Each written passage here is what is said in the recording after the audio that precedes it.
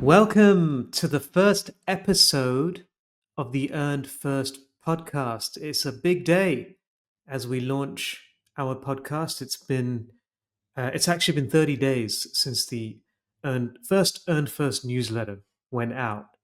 And I couldn't be happier to be joined on our first episode by our first guest, Nitin Mantri, who is the group CEO of Avian We and also is president for We Communications Asia Pacific. Nitin, welcome. Thank you, Arun. Thank you, and truly honored to be your first guest. And I'm sure it's going to be a rocking start to your Thank you. podcast, considering you have me as a guest. So there you go. I'm sure it's going to be Absolutely. only up from here. Absolutely. I think no, I think this is the peak. This is it's going to be downhill from from here. But Oh, let's see how we go. A lot for us to discuss. I was very keen to get you on because I think you have quite a unique view of the market. Because not only do you have so much experience in India, but you oversee Asian markets for We, and also you've done a lot of international work with both Eco and PRCAI. So I'm very curious to hear your thoughts on the market. But let's start with Avian, which I believe is now more than 20 years old. yeah, we turned 21 last month. We had 20 Wow. years last year. We had a great big party to celebrate, and yeah, legally allowed to drink in some states, as I say, at Excellent. 21. Yeah. Yeah, but not, I mean, I'm sure that's never stopped you guys before. Um, but Never. the interesting thing to me, of course, is that Avian's journey kind of mirrors the Indian PR industry as a whole. It was, if you compare the PR industry in India in 2004 with today, I mean, it's like a quantum leap, I would think, given the advances um, in both technology, in media. Um, how different is it compared to 21 years ago?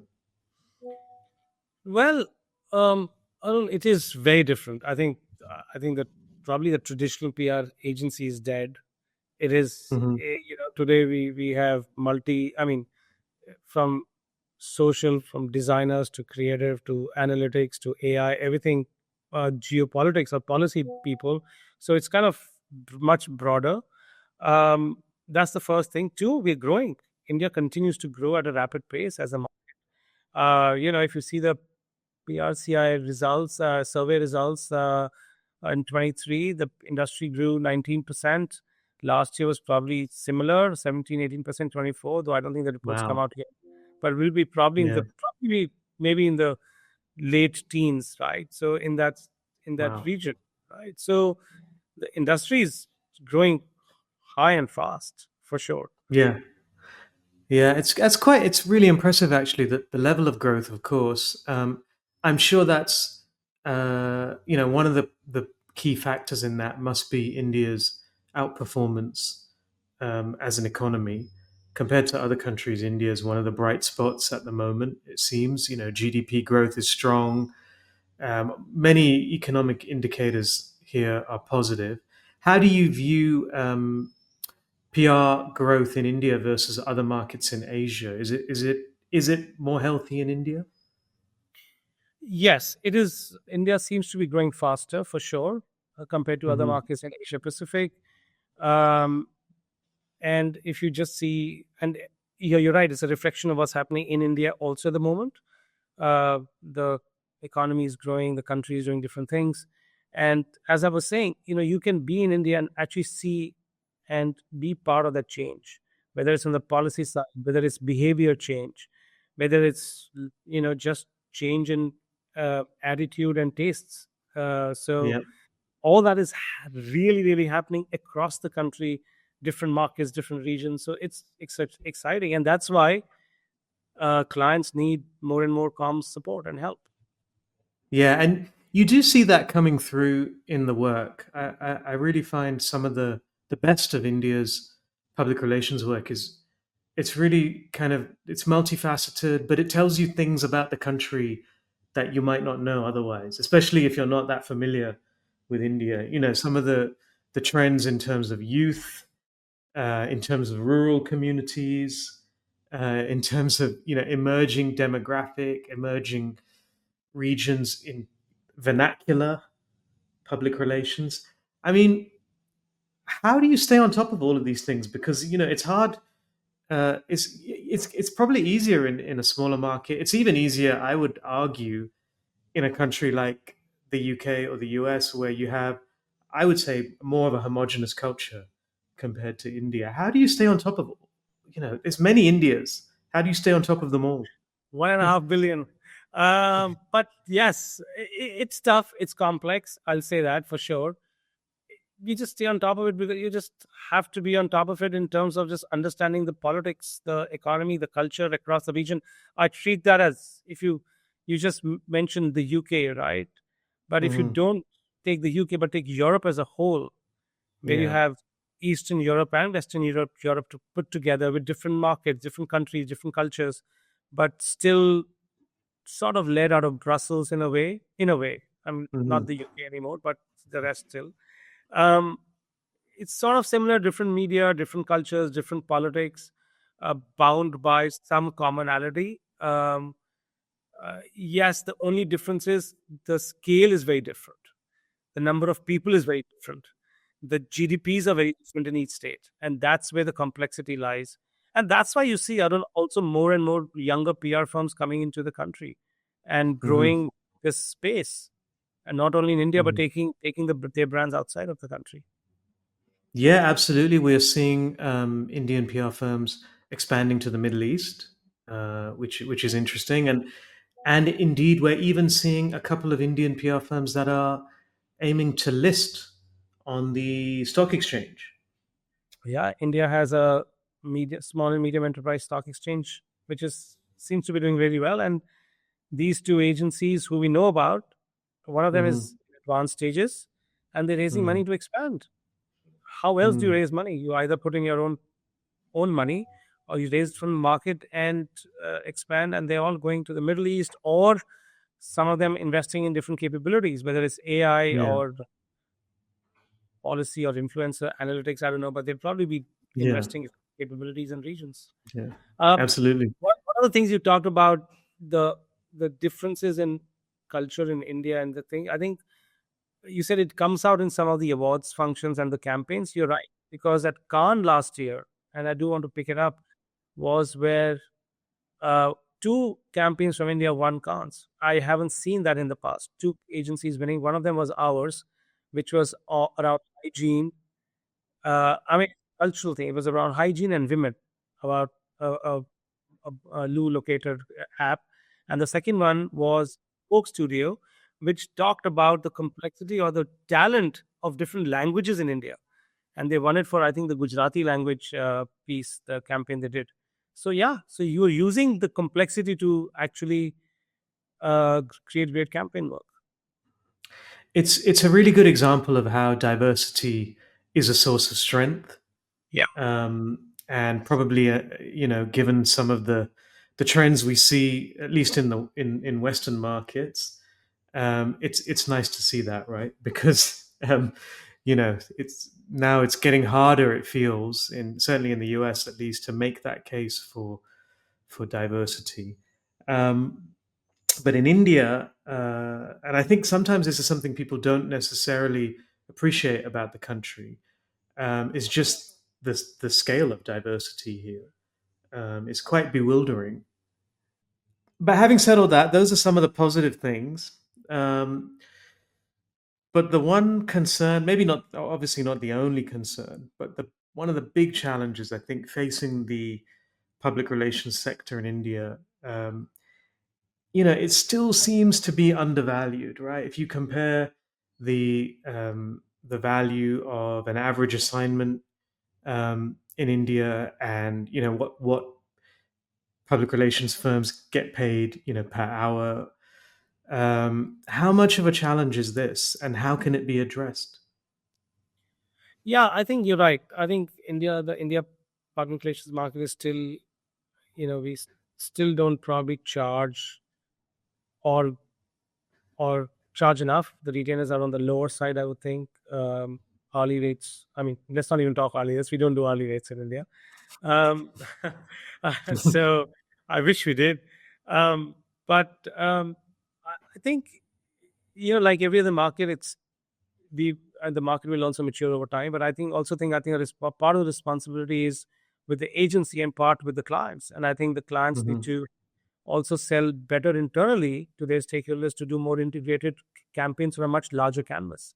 What I saw at Cannes last year, or what I see when I do jury judging, even at Sabres, I've done in the past, or for other awards like PR Week and stuff, it's the canvas is much larger. Yeah, and the companies here are not necessarily smaller, right? There's really big companies in Absolutely. India. I presume the homegrown companies, maybe, do they view public relations a little bit differently? Are they less likely to fund comms compared to multinational companies? I think the gender. No, I don't think. Yeah, yes, they. So you're saying are the homegrown companies less likely to spend money? Yeah. Yes, Yes. traditionally we had felt that because they were homegrown, they had an added advantage. But I think that's changing, Hmm. uh, and I'm hoping it changes for the better. Where where you see homegrown companies now investing in corporate reputation work, because if they do feel that reputation is once it gets hampered, and today's audiences are so um, well, they're not really super loyal, right? As we know. Uh, and so they do want to be more in front of their audiences and protect corporate reputation because, as one of our studies did a couple of years back, your audiences will name you and shame you in a second, and that will be it. Yeah. So I appreciate, I agree with you. I think that part of the reason for this kind of persistent undervaluation of public relations in India is down to the clients, and you do get the sense that the comms function on the client side is not necessarily empowered, and sometimes is viewed quite tactically. But if I was to ask a comms director, they would say, well, it's the agency's fault. Their people are always changing, and they're not solving our business problems. They're just more concerned with selling us more stuff. So, how would you respond to that kind of a claim? Okay. Okay. So first, to be fair to them, I think the first thing that our clients or communicators, when I see the report of PRCI in 24, which they measured, at least the measurement side, they're now measuring public relations by business impact and not by media volume, which is a massive change, Mm, right? yeah. So, so they understand they have to kind of expect to influence outcomes and shape reputation, uh, uh, deliver on business goals, etc. Having said that, I don't think it's about talent. 2 years ago, if you had asked me this question, I would have said talent is the biggest challenge for the industry. I think that's easing out. It's not so much of a big challenge anymore. And two reasons for that. One is that industry, the work we do is much more diversified from analytics to social to media relations. And so we're not hunting only for the same person in the media relations space which we were earlier, right? Secondly, the industry itself has grown, right? So and the pool has grown because the association agencies, we've all put in effort to grow grow that pool through institutes which have come up, like Score, for example, uh, and others have come up really, really well. So I don't think it's a talent issue. I think it's a issue is how do we all integrate different areas to build campaigns on a larger canvas. One, and does my client have uh, the responsibility across those, right? So I don't know if you see that as a trend, but I do see that slowly you're seeing corporate affairs functions being held centrally with Mm, external comms, policy, and sustainability under that one roof, reporting into the CEO. So mm, that is the change I think will enable all of us, to do large campaigns on large canvases, because then you have the client responsible across functions. Right now, Yeah. clients are Well, functions. That's the challenge. yes, true. They have quite a narrow scope at the moment, and it does sometimes feel like, certainly on the in-house side, that comms is still very much focused on media relations. Do you think that's still the case? No, I think it's changing. I think again, Hmm. I don't know the numbers top of my head, but if you see Hmm. the report from the PRCA, I think the media relations is now less than one third of the Mm. work that the agencies are doing, or one third of the work. Um, Right. but it's still a very important part. One third is still a very big big number. So Yeah. it's come down from probably 45% to 35%, but it is still a big number. I think India still media still thriving, so media relations will Yeah. remain, and I don't have a problem with that personally. But Hmm. as long as we integrate it with other things, because who is reading that media? We all Hmm. ask the same question. Yeah. My daughter doesn't. So I said my daughter doesn't. She's on social, Instagram, etc., etc. Mm. Um, so consumption of news is different for different audiences. So I think we recognize that, clients recognize that. I think it's about how much how much responsibility they have. What is the scope? How narrow it is, right, or how wide they can go. That's where the challenge Yeah. is. Sure. Are you seeing? Because it's also, it feels like a moment of generational change in the industry, right? In that many of the agencies and even the in-house roles have been held by, or have been led for like the last 15, 20 years by the same people. Are you confident about the next generation coming through and their ability to take on leadership? I guess it's, in some cases it may be a different kind of person, a different kind of leader even. Yes, I think, okay. So to answer, it's a very good observation, Arun. There is a generational shift. You've seen big com leaders who are moving out, younger ones Mhm. coming. Agencies also. You've seen it in our agency. We are transitioning Mm. to leadership in India. Uh, we have actually, and so in and Mhm. we've seen seeing it in other agencies as well. The leaders are great. I think the younger leaders have will have a fresher outlook. They will not have the same. Mhm. We've come. They've actually, probably some of them have come when we were not. We were not. We they were sort of in the new age of public relations in a way, so Mhm. they understand some of those technologies better than probably we would. I think Mhm. they would be more focused. They would probably more future forward, I would think, and that would be good for the Mhm. industry. So, answer your question: are the next gen? Are we? Is the industry in safe hands? I would think so. Absolutely. I would think. Okay. I can definitely comment on the agency side for sure. I would just the only comment I would make, and I hope it goes on well with people when they listen to this podcast, is that I think on the com side, on the company side, people do need to invest in talent which is experienced, because you're managing corporate reputation of a large entity, and in that case, you do need experienced people. And you asked me the question earlier about Indian companies or even MNCs. I don't think they should look at cost in this function. This is a very important function, and sometimes I feel companies are hiring maybe one two bands lower just to save on some costs, because they may feel it's not an investment, it's a cost center, and It's a cost center. it's a cost. Yeah, so Mm. that's we need to definitely not we need to change that. Yeah. Well, I think that's not a challenge that is exclusive to India. I think that's No. something we see in many markets. Let's just talk about public affairs quickly. You've in conjunction with one or two of your colleagues, you've built quite a successful public affairs business in Yeah. India called Chase, and that's relatively unique because most of the other comms firms in India do not have such an evolved PA capability. Um, but of course now everyone is looking to build in public affairs, and not just in India, right? It's become a real growth driver. Are you seeing that across Asia as well? Oh yeah, 100%. We've just set up our um, Chase Advisors office in Malaysia 6 months back. Hmm. We are expanding that brand in Southeast Asia market. So yeah, are we seeing more demand for this? 100% that kind of work, and not only in Asia but India for sure.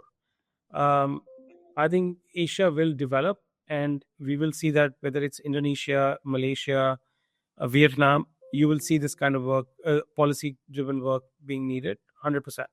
Singapore is still the hub for all of this. That will remain, which is fine. But yeah, today, from a comms perspective, around more than one third of the global PR market is APAC, and that will continue to grow faster than other markets.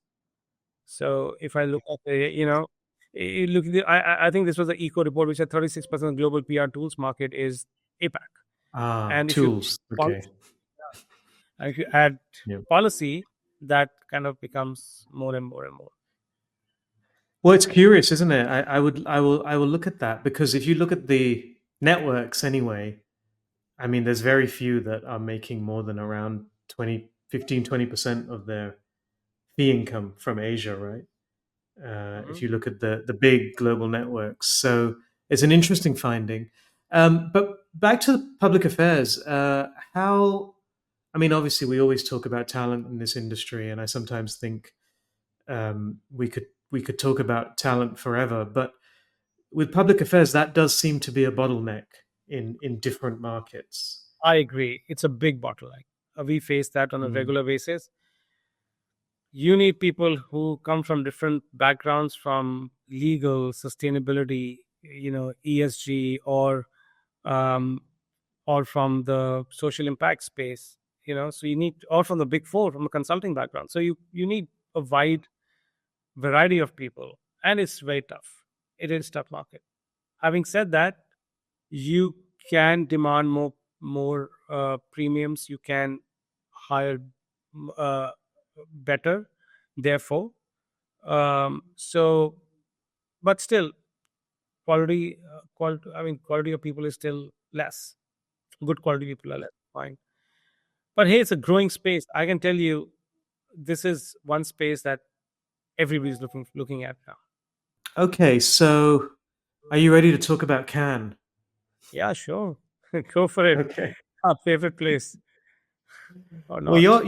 you're kind of a Cannes veteran, I think, at this point, right? Well, How many times have you been? how do you define a can veteran? You done what, 17, 15? Um, yeah, this will be my 14th or 15th, There I you go. think. I'm nowhere Yeah. close to. I'm like 4 or 5 probably. So yeah. Oh, okay, good. So you're still, I think, probably more enthusiastic than me about it. I think everyone is more enthusiastic Listen, than I me. thought last year was excellent. Was To me, last year was one of the Mm. best. I felt the industry had come of age in a way. The PR industry had found was there in it was there in the awards functions. We won awards. There were some great campaigns. The way we present. I mean, I was on the jury, so I saw some of the awards that the way we presented awards was much better. It was good to be there last year, and in general, there was a lot of technology. There was a lot of great sessions, etc., etc. It was good to be there. Sorry, I don't know. I want to ask me a question, but I just went ahead. Oh, I don't know what questions. I feel like with Can, every question has been asked. But let's talk about. I was having a discussion with some other people in the industry about Can, and they were, quite I would say quite opposed to the idea of going. And it reminded me that it's still quite a small percentage of the public relations industry that one enters Cannes and two actually goes to Cannes. So, how do you feel about it? I mean, you presumably you see value in being there, and how would you explain that value to someone who is skeptical? I think the value cannot just be. I think people look for an ROI in everything. I don't think the ROI is so material or it's so definite here. I think it's about you go there and you just feel the buzz, you feel what's happening, you see what's happening. The creativity, just you just get immersed in that creativity that's there, right, in the Mm, in the festival, and that goes back into your thinking and the way you work within your agency and the way you speak to your clients and the way you deliver work. I think generally it helps. I think one, two, you meet a lot of great people across a different spectrum, right? um, the one thing that we did, and you're right, a lot of people are skeptical. I think cost is a big element, unfortunately, right? It is an expensive show to go to, even to attend. Forget getting there and staying there, but even to enter, it's not cheap. Um, but what we did from an eco perspective, Arun, was we said, as an industry, we need to be here. We can't not be here, and we've decided that every board, we'll try and get our board members to attend. So we every year we're going to do a board meeting at Cannes now. We started last year, we're doing it this year. Well, that gives you at least, if you have 25, 30 agencies from different countries representing, that's mm, 30 agencies, or let's say 20 agencies definitely coming. mm. At least they have another reason to come to. Yeah. And also, it's the kind of agencies that maybe wouldn't go to Cannes otherwise, Yep, because we know the networks are there. exactly. The networks are there. Um, These are younger independent firms, yeah. and they they're there, and they feel it Yeah. and they like it. No, I think, despite how kind of ambivalent I am about Cannes, I've always thought the industry's better off being there than not being there because what is that saying? Either you're at the table or you're on the menu. Yeah. So Yeah. so So I feel like yeah, you're better off being there, and look, ultimately this is a festival of creativity, and yeah, I don't think public relations people should be opting out of that. Now, of course, cost is a big factor, I think, and I'm sure it's particularly a big factor in India, right? Has there been any efforts to try and has that huge become easier in any way? Yeah. huge efforts. The association is doing fit to win campaign to encourage Mm, agencies to enter. I think we had 3 or 4 different entries last year. I don't know about this year, but last year I know 5 or 6 agencies enters. Two did win, like I mentioned earlier. Um, mm, and so great. it's and they say that Khan, you have to apply 3 times before, average of 3 times before you win an award. So we've just started, but you're right. Creativity is such a big. It has become such an integral part of what the PR agency is today. Therefore, we can't Yeah, escape. yeah, absolutely. Anyway, we will see how it goes this year. We'll see if last year, what was it? It was three Grand Prix were won by Yeah, PR we will be. firms. Yeah, So for the first time, it's quite a high bar, I feel. So that's let's hope. it'll be interesting. Yeah, it'll be interesting to see what happens. Nitin, I think that's all we are going to cover today. So thank you so much for joining the Earn First podcast, and You're I welcome, will see Arun. you soon. Thank you for having me, and best of luck with the rest of the series. Thank you.